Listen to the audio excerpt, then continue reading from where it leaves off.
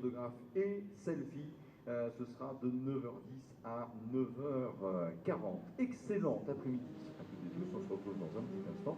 5 bonnes minutes pour le rendez-vous des essais qualificatifs. N'oubliez pas, beaucoup d'animation dans le village également. Il y a un espace détente, château gonflable, BMX, stunt, show, simulateur de pilotage, photo avec un combi Volkswagen transformé en photomaton, ça c'est absolument génial. Simulateur de pilotage aussi, hein, c'est très important pour faire vos preuves. Ou quand le monde du virtuel se rapproche tellement du monde du réel. Quelque part, les animations mises en place pour vous à l'occasion de ces 4 heures du Castellet le montrent. Profitez-en, tout simplement. On se donne rendez-vous dans 5 minutes pour les essais. À tout de suite.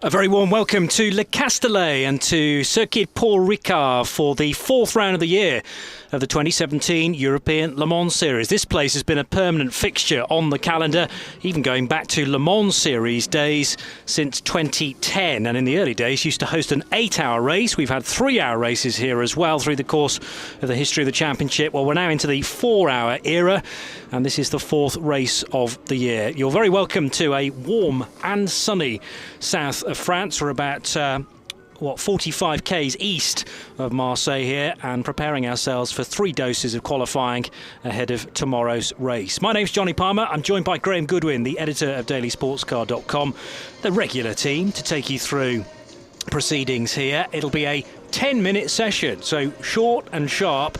Bear in mind there'll have to be a 5.8 kilometre out lap as well, so that time is going to disappear through the egg timer, if you like, very swiftly indeed. Cars already on the apron, just 6 GTEs, but they are a variety of different chassis. Tremendous bits of kit, remember, very swift indeed. They don't carry traction control or ABS, and we have 3 Ferraris, 1 Porsche and 2 Aston Martins, Graham. We do indeed. It's a very high quality GTE sextet. Good afternoon, everybody. A little bit of cloud cover coming over, just taking a little bit of the edge of the heat from the day, about 29 degrees up until about half an hour ago, maybe a degree or so less than that at the moment, but steamy out there, really warm. A decent local crowd as well turning up. Free entry into the circuit, just €10 if you want to come and play in the paddock as normal for the European Le Mans Series. And the circuit really ramping up, Johnny, for what will be the reintroduction of the French Grand Prix here next year. I'm beginning to see some changes in the facilities around the circuit, but happily not very many changes out there on track, though we are running this year for the European Le Mans Series with a chicane on the Mistral.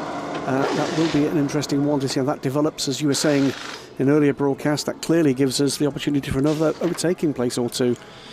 Yes, because just over halfway down the Mistral Straight, if you watched this race last year, it was a case of just keep that right pedal to the floor, keep the steering wheel straight and prepare yourself for Scene corner at the end of the straight. Well, now it's going to have to be a sharp burst of the middle pedal, really slow the car down. There's no swing to the right initially, it's just the hard braking left and right chicane, and then it feeds back in through turn 10, which is actually labelled a corner, even though it's just a gentle left-hand kink that gets you back onto the Mistral, and then you have to set the car up for that daunting right-hander at the end of the long straight. But as you say, French Grand Prix returning to this venue. It was a regular venue for the French Grand Prix during the 80s and shared the Grand Prix through the 70s with Dijon. But it's been a long time since Formula 1 cars have raced around here. Unlike European Le Mans Series, as I say, this has been a staple stop-off on the Tour for the last 8 years, more or less, and we've nearly always had a test session as well, a test weekend prior to the season here at the HTTT, the high-speed test track as it's coined. So, final preparations being done for the Porsche there on pit apron. All these cars, all the GTs running on Dunlop rubber. And the 77 car is the Proton Competition Porsche. This is one of the 3 Ferrari 488s, the twin turbocharged 3.9 litre V8 cars. 55 being one of them, and it's dark, it's deep green colour.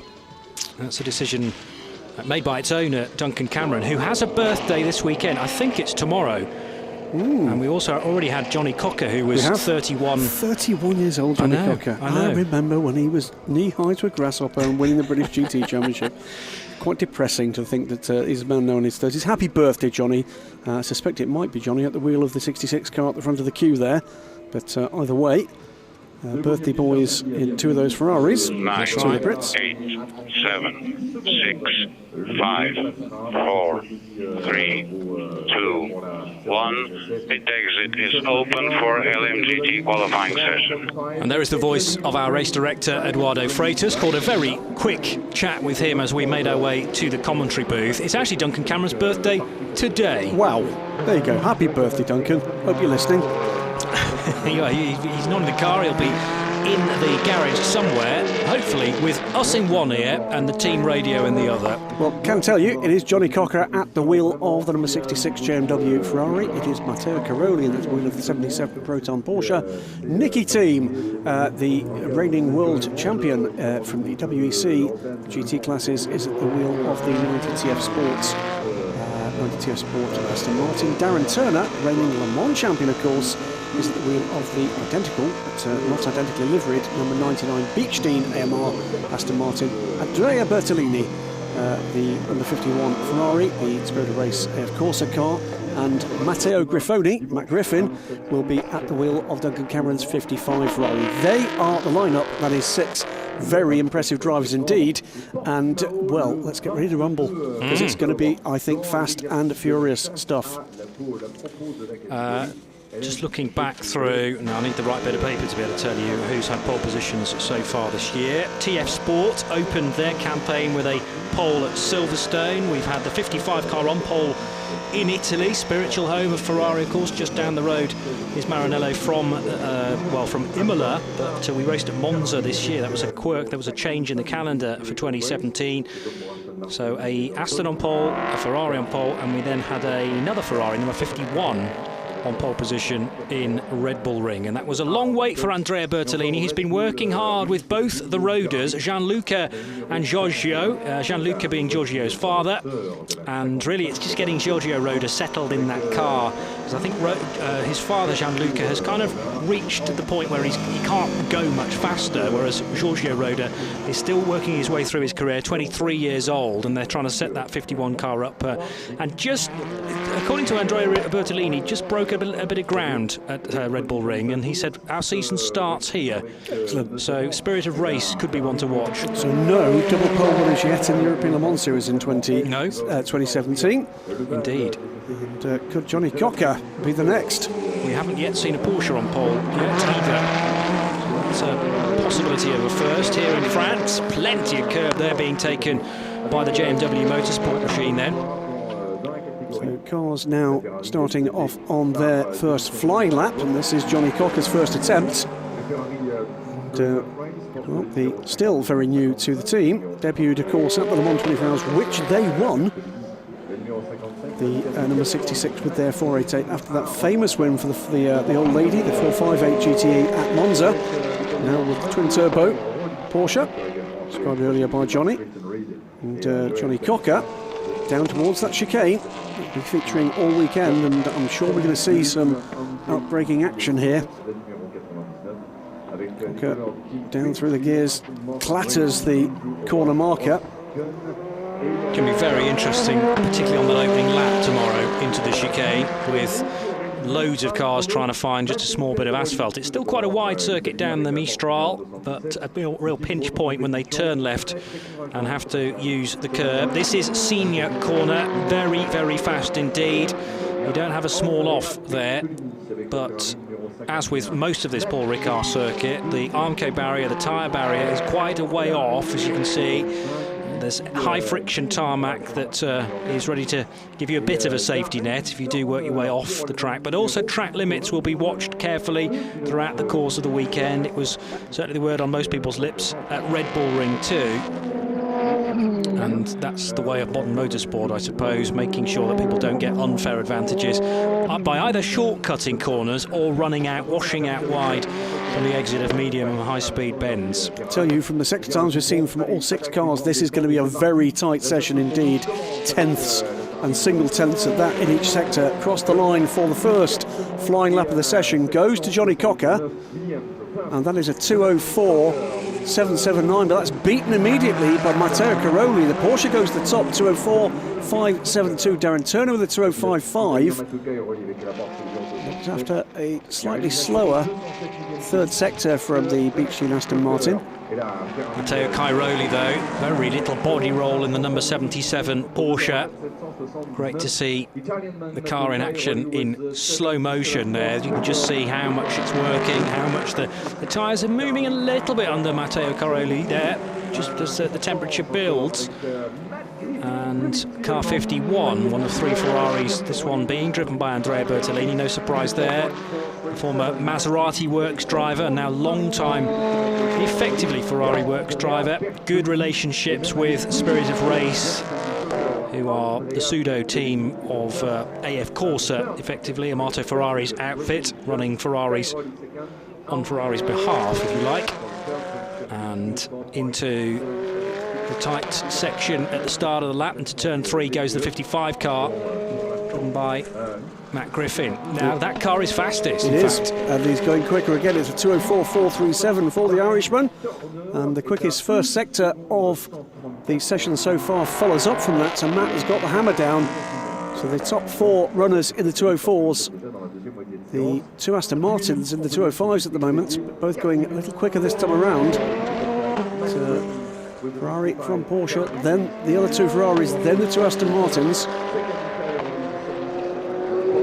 But another example of how quickly this 10 minutes can slip through your fingers. We're already into the final 4 minutes of the session. It is possible to potentially force an extra lap out of it, though, if you can whip across the line. And Matt Griffin is finding even more time in the dark green, the racing green Ferrari with the white bonnet and white roof. It's up through sector 1, it's up through sector 2 as well, and he's hammering the curve there coming out of turn 9 into the braking area now at 10. And just needs to get this last sequence of corners right to get a good time. Over the line comes the number 90 Aston Martin, driven by Nicky Team, and Nicky does improve, goes 5th fastest in the number 90 car at 2:05.043. But what's Matt Griffin up to?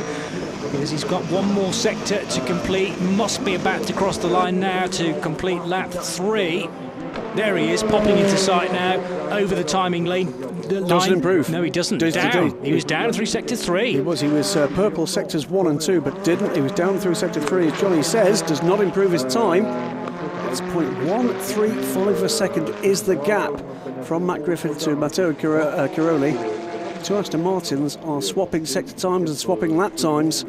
Darren Turner briefly going ahead of Nicky Team, only to lose that position again, so 5th and 6th for the 2 Aston Martins. Have not cracked the 2:05 mark yet. Remember, these are 2016 spec cars, as indeed are the Ferraris. Been balanced back with the 2015 spec Porsche for the European Le Mans Series. Matt Griffin quicker again. Another purple sector, but Andrea Bertolini also very quick in the first sector. Around a 10th between the 2, and that's Johnny Cocker going way off. That lap won't count, I'm afraid. It will be track limits for the number 66 car, so pushing hard, maybe a little too hard there for Johnny. So at the moment still in 4th position. Scene of some great battles for this team back in the day, with Johnny aboard the old 458s. And he's lifted right off. He knows that lap has gone. Caroli's gone through. Johnny just pulls to the side and lets the Porsche by. Has he damaged something there? Backing well and truly off, and the car is 4th fastest, so if it is still performing well, he can't afford to waste too much time here. Meanwhile, Matt Griffin, who's gone purple again through sector 1, he's put in a good sector 2 time, although it's not his best. And with 1 minute and 10 seconds on the clock, he will get round to complete this lap and one more, I'd say. He's at turn 14 now, just turning left at 15, with one more corner to go, which is much tighter than you think.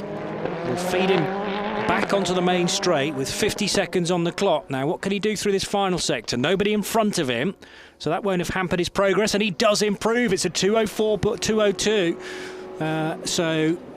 Yeah, 2:02 is the time, and that's the best time of the session. He already held the best time, remember, and he's gone even quicker. So 0.370 of a second now is the cushion back to Matteo Caroli's time. He improves by a full quarter of a second on that time. Andrea Bertolini improves also, but stays third. He, though, is just 16 thousandths of a second back from Matteo Caroli to make it an all-Ferrari front row.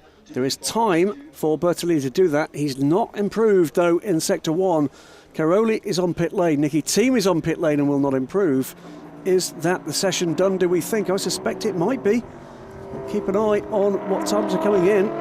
Some quick sector times coming from some of these guys, but checker flag is out. And no improved sectors for any of the cars on track at the moment. Darren Turner just working the big Aston Martin through the chicane on the Mistral straight. Niki Thiem's pitted, as Graham says. Matteo Caroli already out of the 77 Porsche, so he'll take no further part. Matt Griffin in a great place here to take pole position, and the 55's second pole of the year then. We won't get a third manufacturer on top of the pile because the 77 Porsche, as I say, is out of the session now. The guys at TF Sport are just checking around the number 90 Aston Martin. One more year at least for this version of the Aston Martin Vantage in the European Le Mans Series, with the new car due to be seen imminently.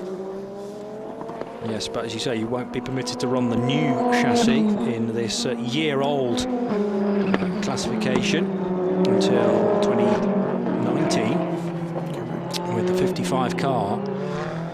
Has Matt Griffin backed off? He doesn't need to push necessarily, and yes, the car jinks right to go the other side of the white line. That's pit lane entry. It's quite a strange route into the pits here because it's a real sharp right-hander followed by a left-hander, and that wiggle brings you into the pit lane. But you need to be careful, or the guys that are not intending to pit need to be very wary of those that are, as the 51 Ferrari then parks up. A round of applause for the guys at Spirit of Race, because they've managed to put the 51 car third fastest behind the Porsche number 77. But it is Matt Griffin and the 55 Spirit of Race Ferrari that takes pole position. And first blood, therefore, in LM GTE in the European Le Mans Series to Duncan Cameron, Matt Griffin and Aaron Scott. Indeed, a second-time pole setter for that car, and the first of the year. So it's been pretty evenly matched across the full season efforts. Andrea Bertolini there. So Charlie George down in the pit lane is going to quickly whiz down to Parc Fermé and have a quick word with Irishman Matt Griffin, if she can. There's confirmation of the positions then at 2:04.202. Good enough then for pole position for the number 55 Spirit of Race car. The 77 Proton Competition Porsche did set a time. It was a 2:04.572 to put it second fastest. Andrea Bertolini's time also for Spirit of Race, a 2:04.5 from Johnny Cocker in the other Ferrari for JMW Motorsport, a 2:04.779. And the two Aston Martins, 5th and 6th fastest. We have seen Astons on pole this year, but maybe they're concentrating on getting the car right for the 4-hour race rather than single lap speed. Well, there you go. The opportunity was there for Porsche to grab a pole position, didn't manage it, but that was mainly to do with the spirited attack of Matt Griffin in the number 55 car. Good effort from Matteo Caroli, but not quite good enough. Andrea Bertolini, meanwhile, won't be happy to be on the second row of this GT grid, but it's close enough that it's looking already to be a real potential for a fine battle. Yeah, and I think Andrea will be bolstered by the fact that he knows a Ferrari can be quick around here in the form of the 55 car. Let's get some reaction then after that session with Charlie George, now to interview Matt Griffin.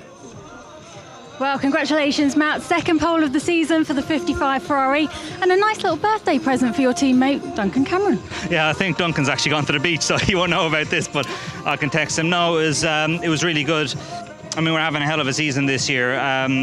We were very unfortunate in Monza where we had an issue which caused us to non-finish, and we were pole position there. But we won in Austria, and basically from the moment the car hit the track here, it's been fantastic.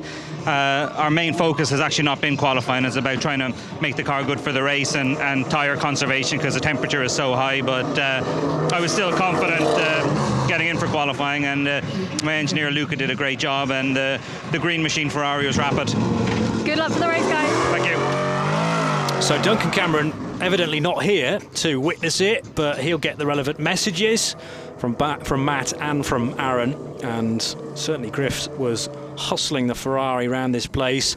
It does go up and down in places, Paul-Ricard. You think of this place being at the top of a mountain and just on the dead flat with an airport next to it, but there's an indication of some undulation here, and the curbs as well, if you catch them in the wrong places, can really throw the car out of balance. So it's a skill to get round here quickly, and it's also a skill to race around here during 4 hours in the GTs, because you're always having to be mindful of quicker cars coming through.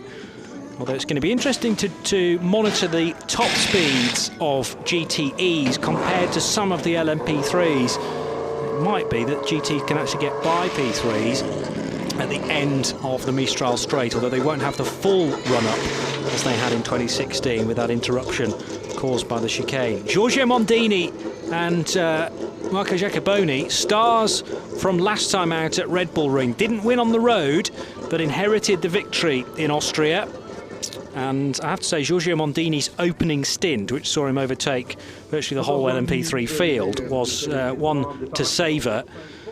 We caught a glimpse of him, I think, up to about 5th place after only 15 minutes, and he continued to work away. They worked tremendously hard, those two Italians, being on their own. Indeed, and Giacoboni, a busy couple of weekends. He was racing the GT car in the Asia Le Mans Sprint Cup in Sepang last weekend, back aboard Euro International Ligier this weekend, and the battle here between the Ligiers and the Normas is going to be interesting. We've seen already a qualifying session which featured one of the Normas with a very good driving squad and dominated the Michelin Le Mans Cup proceedings. It's not going to be as easy here because the pro drivers will be allowed to qualify here, but let's wait and see how this format of this configuration rather of the Circuit Paul-Ricard suits the two different chassis on display here. The numbers game falls the way of Ligier. Pace, though, does appear at the moment to be with the Normas. There's one of them, the number 10 car, the Team Morgan car. Wait to see how things come forward. Panis Barthez there, Ligier. And the Bi-Speed Factory car there. Lots of people, holidaymakers and locals alike, enjoying the sunshine and enjoying, well, what's about to be 17 LMP3 cars, 420 or so of your Nissan horsepower each. That comes to something over 7,000 horsepower on display in this session. This is the team from Ultimate running the number 17 car, Jean-Baptiste Lehay and Mathieu Lehay is at the wheel, François Herriou, the third driver, and they've had a good season, again building on progress made in 2016. There's been some adjustment to some of the drivers. For instance, Tristan Vidas not with us again, the Estonian driver, so that means that we've got the two driver lineup for the guys at, now which car is that there's been an adjustment for? The 5 Bi-Speed Factory car. There we go. Tim Muller and Jürgen Krebs will be doing the driving without the silver graded driver from Estonia. And also Marco Giacoboni's the change as well, because Davide Uboldi was victorious at Red Bull Ring with Giorgio Mondini. Giacoboni taking the seat of Uboldi instead. Duquesne Engineering switching their remaining Ligier for another Norma. So they've got 2 M30s, haven't they, for this weekend? We're up to 4 Normas in this field now of the 17. But it has to be said, Duquesne Engineering not had the best of the running so far this weekend. Trouble for both cars. With an off, I think, for both of them now. So we'll keep an eye on that. team getting their heads around it. We've moved in 3 races from 2 Ligiers through 1 Ligier and 1 Norma, now to a 2 Norma squad. 2 Ligier squad, meanwhile, for the defending champions, United Autosports. They've not had it all their own way this year. You mentioned the Ultimate team, Johnny, and that's a team that really proves the rule here. That's with a year of experience of these cars, a year of experience of the drivers at these circuits, that a big jump can be made, because Ultimate's right in there in the battle for the championship. Now, we are moving beyond the halfway point, of course. To open pit lane. Glorious sights across to the mountains of the, well, unmistakable red and white, different sorts of abrasive surfacing there for 15 seconds. let's say installed for this this track in its high-speed 10, test track.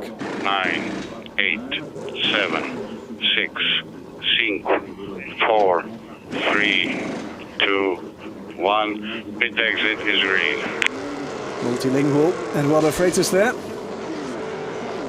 Just making sure people are paying attention, Absolutely. I think. And now this is the point where the whole Paul-Ricard just shakes beneath your feet, because there are 17 of these 5-litre V8 Nissan power plants about to be unleashed down the Mistral. You'll be able to hear this from 10-15 miles away. Slight exaggeration, but this place doesn't half thunder when LMP3s that are not quite as powerful as the new Gibson 4.2 engine in the back of the LMP2s, but they still sound fabulous. And these LMP3 cars, whether they be Norma or Ligier, have taken the world by storm at this level of racing, but also the domestic club racing side as well. Nearing the end now of the UK Championship for LMP3s, along with 1 or 2 other prototypes in that championship too. But United are late to the party. They hold their cars back as tyre temperature or track temperature is being taken there by one of the Dunlop tyre technicians. But these cars all running on Michelin tyres. And the first to head towards the chicane on the Mistral is the RLR Motorsport entry. John Ferrano, Morton Dons and Alex Capardia, the 3 drivers for that British crew. And it is, who is aboard that car? It is going to be Alex Capardia taking this car to the track for qualifying. They've been right in the hunt in free practice. A big step forward from RLRM Sport this weekend. They found something there in terms of the setup. The team were just overjoyed with the kind of pace they've been finding here at Paul-Ricard. It's Sean Rahal in the number 2. It's Wayne Boyd in the number 3. Iraj Alexander is at the wheel of the number 4 car. Ross Kaiser is at the wheel of the 360 Racing car. Vincent Belvoise at the wheel of the 7. Antoine Borger at the 8. Antoine Borger in the 7. The Duquesne engineering cars. Mikkel Jensen in the World of Tanks liveried AT racing car. Dario Capitanio in the Oregon Norma. Giorgio Mondini and Ricky Capo in the Euro International 11 and 12. Simon Gachet is aboard the Panis Barthez car. Mathieu Lehay we've already seen. Alexander Cogno and Jan Urlacher aboard the M-Racing Weimar cars. That is the Ligier and the Norma respectively. 7.5 minutes just to go though, Johnny. Yeah. And again, time's going to disappear very swiftly indeed. It's John Falb and Sean Rahal that lead the championship, but they're level on points with François Hariou, Jean-Baptiste Lehay, Mathieu Lehay, all on 45 points. So brilliantly balanced here with 3 races to go. And then only 2 points further back is the Alex Cugnot, Antoine Young, Romano Ricci. So now, are they regular co-drivers, those guys? Yes, they are. So they're all from the same car, effectively too. But you've got, what is that then, 3, 6, 7, 8 drivers, all with 2 points between them, effectively. And it's even tighter for the teams. United Autosports head the way, level on points though from Ultimate, but if the season ended now, United would win it because they've got the race win. Ultimate don't yet.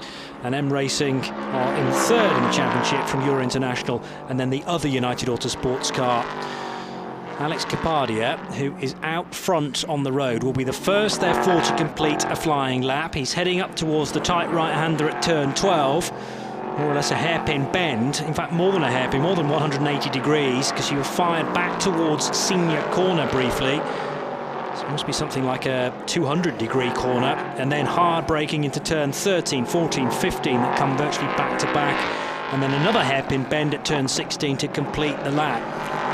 Well, the RLR M Sport man, one of the quicker ones out there at the moment on sector time. So is Ross Kaiser in the 360 racing car. So is Alexandre Cognaud in the number 18, the M Racing YMR car. Capaldi goes to the top for the moment, 2:03, but immediately better by Ross Kaiser, 2:02.9 for the 360 racing car. So it's the 6th from the 15. Just at the moment. Then we get the Norwich City car, if you like. The 13 car pops up briefly in third, but Cognaud does exactly what we thought he might. 2:02.8 edges out Kaiser. So it's Ligier's 1, 2, 3, 4, 5, 6 at the moment, and yet to see a Norma break into that overall order. We'll keep an eye on that, but tiny gap at the top, just 52 thousandths of a second between the number 18 and the number 6.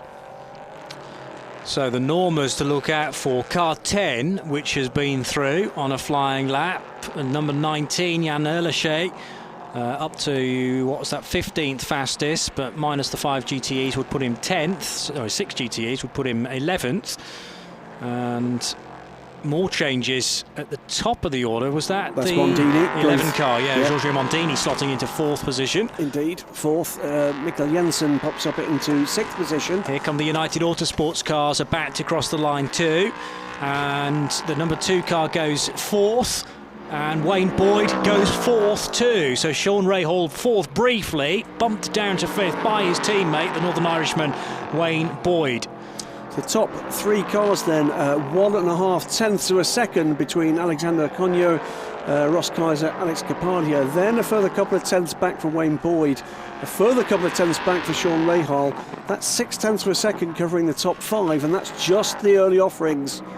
Quicker sector times coming in for a number of the cars. Vincent Belchoise looks like he's going to improve dramatically from, really propping up the order at the moment in the number 8 Norma. So we're going to see a lap time lost for the pole position setter. Alex Kapadia goes to the top, 2:02.675 for the RLR man in the 15, Ligier. He's first on the road, remember, but the 6 car right behind, and Ross Kaiser goes over the line and does not improve that time through. Wayne Boyd, though, 4th position, but going much, much quicker than the 3 cars ahead of him in Sector 1. And there was a moment on that flying lap for the number 3 car as well, a spin for the Wayne Boyd driven 3 car. That was on his 2nd flying lap, and he was already purple through Sector 1, so that promised to be a good lap. You can't afford too many spins in this 10-minute session, though, because it takes you the rest of the lap, obviously, to try and clean the tyres, and then you've got to push for another quick one. Mark Patterson, an interested observer down there. That's his car, the number 3 machine. It's just had a rotation. Well, Wayne had that wild spin through turn 1 that we think damaged a drive shaft in the Red Bull ring. Yes. Rather ruined their afternoon. A wild moment for Wayne, pushing on and pushing hard. Kapadia going quicker again, no further improvements behind him. Sean Rahal, though, takes the opportunity offered by that stumble for Wayne Boyd to overhaul his teammates. The number 2 car up into 4th position with a 2:02.9, quarter of a second back from the pole position time at the moment. So Kapadia from Cognaud, Kaiser, Rahal, Boyd, Mondini, Erlechet up now into 7th position, and the lead of the Normas, and Ricky Capo, Mathieu Lehay, and the 2nd of the Normas, the number 10 car, in 10th position. Purple sector times being offered now by Alex Cugno. Some good times coming through as well for Alex Kapadia, and Vincent Belchoise going faster than anybody else now through Sector 2 in the number 8 machine, which is the Duquesne Engineering Norma M30. Belchoise sharing with Lucas Legeret and Nicolas Mellin this weekend. Mellin, a new name on me, but Duquesne Engineering seem to have this great pot of talent that they can call on whenever drivers can't make a meeting. Ross Kaiser to the top of the times now for 3:60 racing. So there he is, in fact, turning left through turn 1, Graham. And convincingly so. 3.5 tenths to the good Ross Kaiser without a purple sector on the board. It was a fantastic middle sector for Ross Kaiser. Alexander Cogno now goes to second. So Kapadia down to third after having held provisional pole position. 6 from 18 from 15. Sean Rahal still to offer his next lap time. Ricky Capo improves to 5th. Lachey up to 6th now. It's changing by the sector and by the lap. Top 10 cars within a single second. Jürgen Krebs over the line. He's struggling as the back marker at the moment, caught behind all 6 LM GTEs as well, which could be a tricky start for the number 5 car if that's where it eventually finishes. Iraj Alexander in the number 4 car as well, 19th position, as here come the United Autosports machines then. The number 2 car hasn't yet made an error, and Sean Rahal still doing good times. Pits, in fact, at the end of that lap, so maybe not quite happy with something. Certainly not on that lap. He's not going to have an opportunity to rejoin the session. There's only 15 seconds still to go.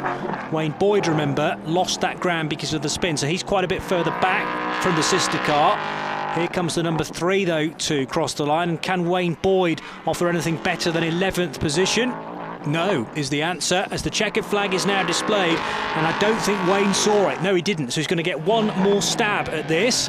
But leading the train, the bulk of the train of cars in this session, has been Alex Kapadia from the start, and the RLR Motorsport car then about to reach the end of his final lap. Have the sector times been sparkling for Alex Kapadia? Yes, Better. They have. Goes to second. Second position for Alex. Brilliant stuff. Can't, though, go better than Ross Kaiser, who does improve on that final lap as well. A 2:02.186 becomes the best lap of the session so far, and that further cements his potential pole position. 0.285 of a second separate Kaiser from Kapadia. Watching for Alexander Cogno, what he can do at the end of this session in the number 18 car. He doesn't improve. Kapadia retains a front row starting position. Watching Vincent Beltoise as well. He is going to improve. Where does he improve to? Not there yet. He's got a purple sector in the middle. He doesn't. He's again lost time in the 3rd sector. Massively quick in the middle sector throughout that session. Vincent Beltoise could not hook the lap together. Mathieu Lehay to see home, and Wayne Boyd to see home as well, but I don't think either of them are going to improve dramatically. Mikkel Jensen too, yet to cross the line to finish the session. Great session from Ross Kaiser. That was an exceptional couple of laps at the end of the session from Ross, and some good laps too from Alex Kapadia. Fighting performance in qualifying. So Brit teams and Brit drivers 1-2 in this session. Just Wayne Boyd yet to complete his final lap, and I don't think Wade is going to improve. Dropped down to 13th position after that wild spin. He completes his final lap now, and there is no improvement. So Ross Kaiser, pole position LMP3 for 360 Racing. And actually the nationalities of the teams pairing off quite neatly, because we have 2 British squads on the front row in LMP3, 2 French squads, well, the same squad, in fact, M Racing Weimar on the 2nd row, and 2 American squads on the 3rd row. United Autosports, the Anglo-American team, and Euro International, also labelled as an American outfit, although there are many Italian mechanics, I believe, as part of that team. Andrea Dromedari, Ricky Capo and Max Hanratti, the American, back with that team too. So and it was Ricky Capo doing the qualifying to put the number 12 car 6th. So M Racing Weimar occupy the 2nd row. The Ligier ahead of the Norma. Jan Lachey just popping in that lap time right at the end to grab 4th place in the order. Just 2 of the LMP3s in amongst, or indeed behind, the GTEs. It's the number 4 and the number 5 failing to make it into the trail. There's 15 of the LMP3s nose to tail up and down that order, and as we said, the top 10 within a single second. Fast and furious stuff, particularly at the front of that field, Johnny. Yeah, Absolutely, no time to think, and it's always a busy session with 17, sometimes 18 LMP3s, all on a 3.6 mile circuit. It's a question of judging the traffic well, trying to find the gaps. Sometimes you want a car in front of you to capitalise from the slipstream down the Mistral straight and down the main straight as well. It's always useful to have some car in front of you punching a bit of a hole to gain those extra kilometres per hour. But thumbs up down at 360 Racing. That crew very, very happy indeed. Tony Wells on double duty once again this weekend, doing the Michelin Le Mans Cup and the ELMS. Ross Kaiser qualifying the car. Terence Woodward is the third driver, so 2 bronzes and a silver. And rather oddly, actually, we've got the top 2 cars in the session, both featuring drivers that are in both races, because Salas Capardo, of course, on double duty for RLRM Sports. That is the overall order in qualifying after, well, a very entertaining 10 minutes. You almost wish it could be longer, don't you? But just around a quarter of a second separated the number 6 360 Racing Ligier from the RLRM Sport version, the 15 car. Then Racing Weimar's Ligier, 4 tenths down on Ross Kaiser, with Liane Erlaché a further couple of tenths back in the first of the Normas. And qualifying the number 16 Panes Barthes Competition car, it was Simon Gachet, the 23-year-old Frenchman, to put that car 7th fastest. Oregon, with their Norma, make it 2 M30s in the top 8 in LMP3. And it was Dario Capitano that we put in the car, wasn't it, to qualify, joining his regular teammates Andres Mendez, the Colombian, and fellow Italian Davide Roda. 9th position, the other Euro International Ligier JSP3, Giorgio Mondini, and not Davide Oboldi. It's Jacoboni this weekend, so that's a tweak to the driving lineup there. And the Ultimate team, level on points, remember, for the championship coming into round 4 of this 6-race season. Ultimate, 10th fastest. Jean-Baptiste Lehay, Mathieu Lehay, who qualified the car, and François Hériou, the 3 drivers. So potentially we're going to have a great rise up through the order for Euro International and for Ultimate, who are very slightly out of position, you could say. But we'll wait and see for that race. I mean, the race, we have to wait till tomorrow, sadly, and it'll be a 12 midday start, Central European time. Sometimes those races run 1 till 5. Well, we've shifted things forward a little for this race here at Paul-Ricard. Set to be a warm one. Indeed, spreading the race action across both the days. Michelin Le Mans Cup to come later this afternoon. And then 4 hours of what always seems to be exceptional action for the European Le Mans Series tomorrow. And we've still got the big boys to come. Yeah, we have indeed. 12 LMP2s about to be released from the pit lane. 3 different chassis, remember, from Orica, from Ligier and from Dallara. And I make it 4 Dallaras, 4 Ligier and 4 Oricas. Is it as even nice split neat, as that? It is indeed. Two car teams from the Orica squads, Graf Racing and Dragon Speed. And then single teams for the rest. Great stuff. And can this young man, Leo Russell, repeat his breakthrough pole position for the G-Drive by Dragon Speed outfit, the 22 car that leads the championship.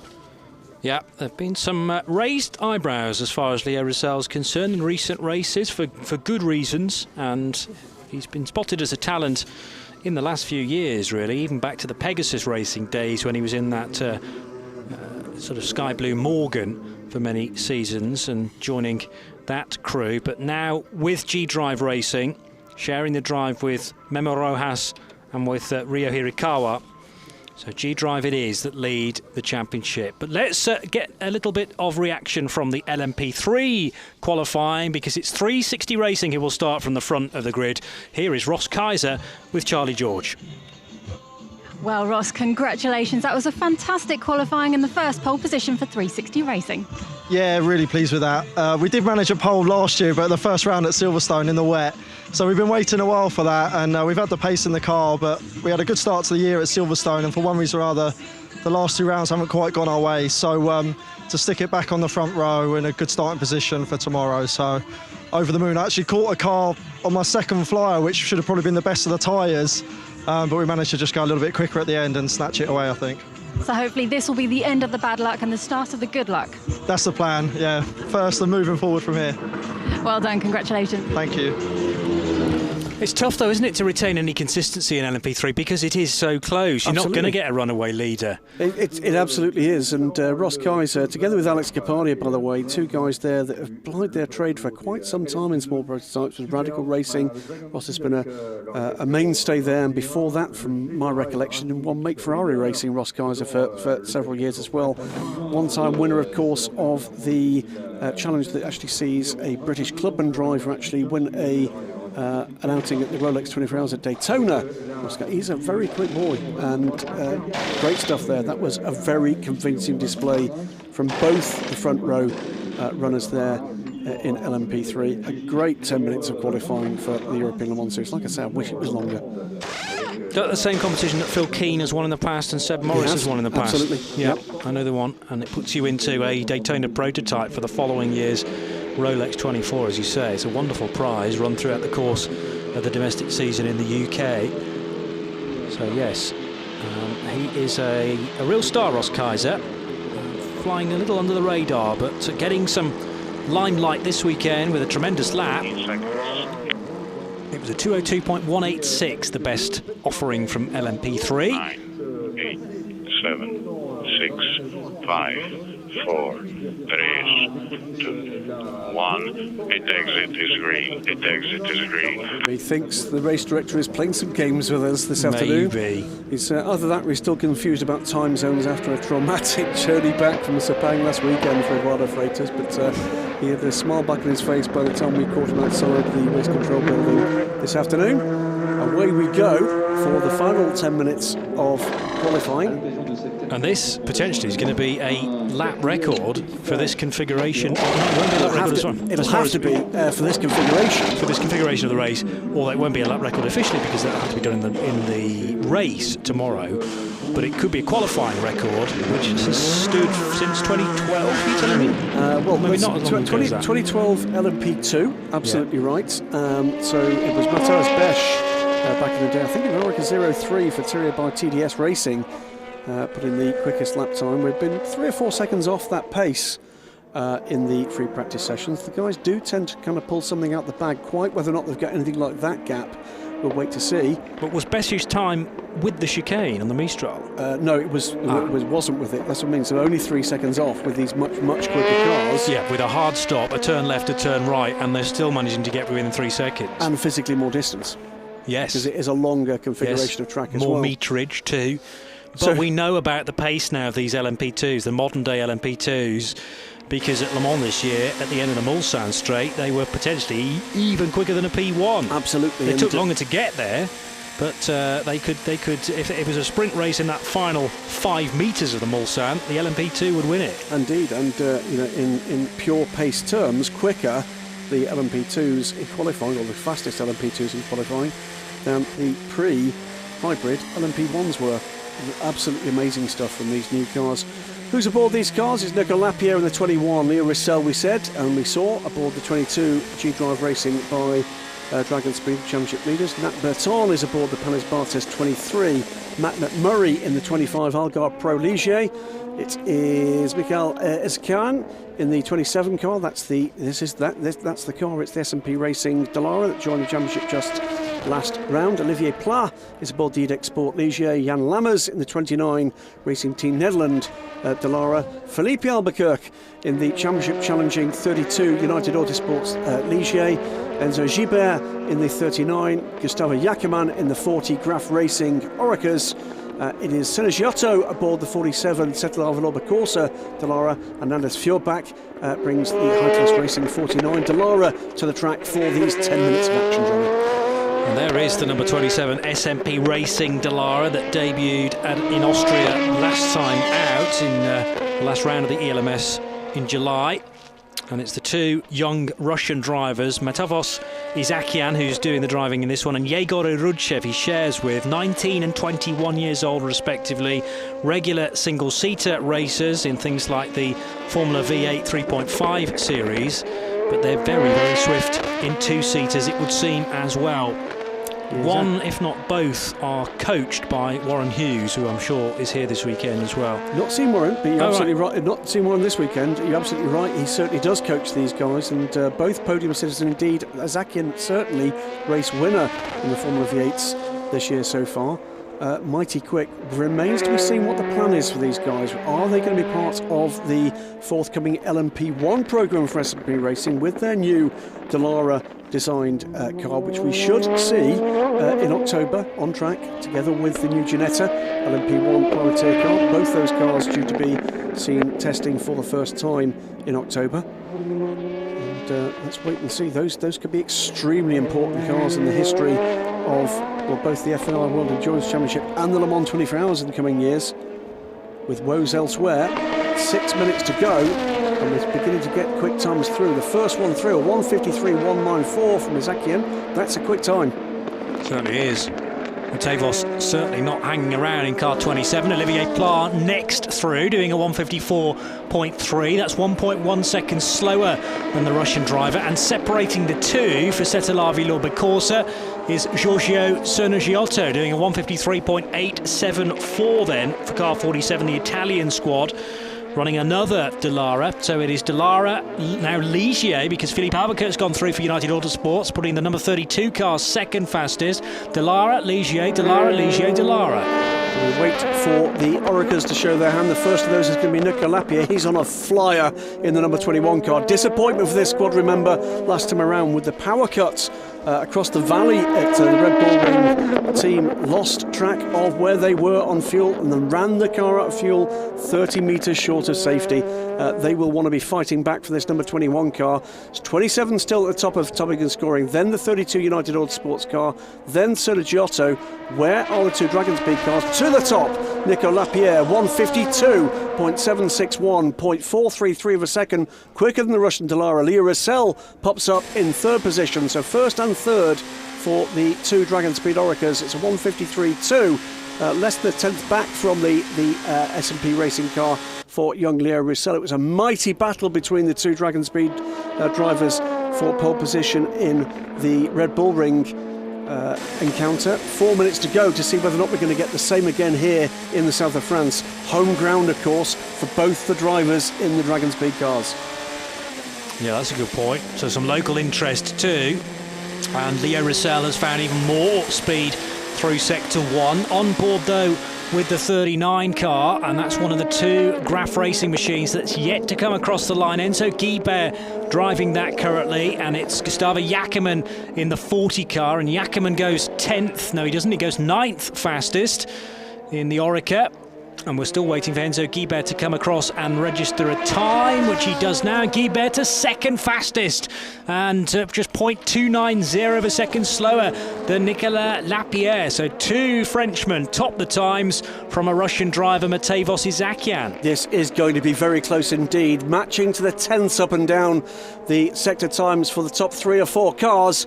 Leo Russell is going to improve, but how much can he improve? Can he improve third, second, or can he just grab provisional pole position from his teammate Nico Lapierre? We'll know in just a few moments' time. Russell is in the final sector in the 22 Oreca. This is the car, leads the championship, of course. The young man trusted with this seat, on the last seats to be filled for the season. Didn't make the cut for the Le Mans 24 Hours. Here he comes, though. He's going to be putting a marker there. It's a 1-2 for the Dragon Speed team. But Leo Russell this time has to give just a little best to his teammate. 0.145 of a second. 21 of Nico Lapierre at the moment leads from the 22 of Leo Russell. There are 2.5 minutes to go. 2 flying laps left for these first runners. Some gentle nodding of the heads there of the Dragon Speed mechanics. They're looking after cars 21 and 22, remember. 21 being the pure Dragon Speed car, 22 being the G-Drive Racing by Dragon Speed, effectively. And there, as you say, Graham, a couple of minutes still to go for this order to change, but it's looking very, very good there for the American squad. Nico Lapierre has lifted right off on this lap. Not going to be an improvement for Lapierre there. Is he heading to the pit lane? Is Leo Russell going to hold on a crack? Izakian is still on a bit of a flyer, not quite enough, I don't think, to actually challenge the overall pole position here in that Dallara. Is the lead car that's not an Orica. It's an Orica 1, 2, 3 now from seemingly nowhere at the start of this session. 3 Oricas, a Dallara, a Ligier, and another Dallara in the top 6. Kirk, the fastest of the Ligier runners, still in 5th position in the 32 United car. And Giorgio Cenegiotto still flying high there in the 47 Cetala Valour course car. And as Fjordback pits the high-class racing version of the Dallara. Over the line goes the EDEX Sport car, driven by Olivier Pla, early pace setter, but he really struggled last time around. Now, was that what can't have been a pit stop? It was a pit stop. Oh, there we go. Okay, so it may well have been just a trundle through the pit lane, maybe a brief call with the team, but Olivier Pla 9th, fastest in car 28, 154.358. You can't really afford too many stops during this 10-minute session. It disappears so quickly, even if you stay out on track throughout. And now, down the Mistral, try and pick your braking point here, imagining that you are the driver Enzo Guibert. Here, you brake. Oh, is that a bit too late? No, not quite. Nearly battering the curb to driver's right as well. But you do enter that chicane very swiftly indeed, and Enzo Guibert desperate to try and get the times down through this middle sector. Remember, sector 2 starts pretty much at turn 3 and ends just after that Mistral straight chicane. So Nico Lapierre has continued on for a further lap. He did a 2:12, so got completely lifting off there from the qualifying pace as the number 40 car. Oh, that was the 40 car, sorry. Jacquemin, isn't it? Yes, it is. And that's not going to count. That, I think, is his final lap. So Nico Lapierre and Leo Roussel. Roussel going through at qualifying pace, but not quite, certainly not anywhere near what you're going to be looking for there to improve the times. It looks like those 2 cars, 21 and 22, will not change positions. Enzo Guibert, meanwhile, is going more quickly. Not quite sure quickly enough. And he pits. He bells, so his delta was clearly showing him no improvement there. I think we may be done here, and it's going to be an all-Dragon speed front row. Well, the 21 and the 22 cars are neatly placed, and Graham's right, can't see anybody behind them going any quicker here. Matevos Isakian still out there, somewhere in the final sector, and Isakian decides to stop. So he comes in without receiving the checkered flag, although he'll kind of receive it in the pit lane instead. So now we're looking further down the order to 7th placed Nathaniel Bertrand for Panes Barthez Competition, and Matt McMurray in the 25 car, but Matt's going to pit as well for Algarve Pro Racing. And as does Bertrand, so only Jan Lammers left out there, and I think that's done. I think that's it. So there's a very, very pleased Henrik Edman, owns both these cars. Elton Julian, chuffed to bits. Really happy with that is the Swede who now lives in Florida, Henrik Hedman, one of the drivers as well, sharing with Nicolas Lapierre and with Ben Hanley. So that means that it's Henrik's car that will start from pole position tomorrow afternoon. They've got a mighty points gap now to climb with that DNF last time out. But you can believe it, there is going to be a fighting display from the 21 crew for the remainder of this 2017 European Le Mans Series. Well, they kind of go into a mode now where they've got nothing to lose, effectively. Absolutely. And, you know, leave nothing on the table, push, and see what you can get from the remaining 3 races, because there is 78 points on offer. They've got one of them, so it's a good start.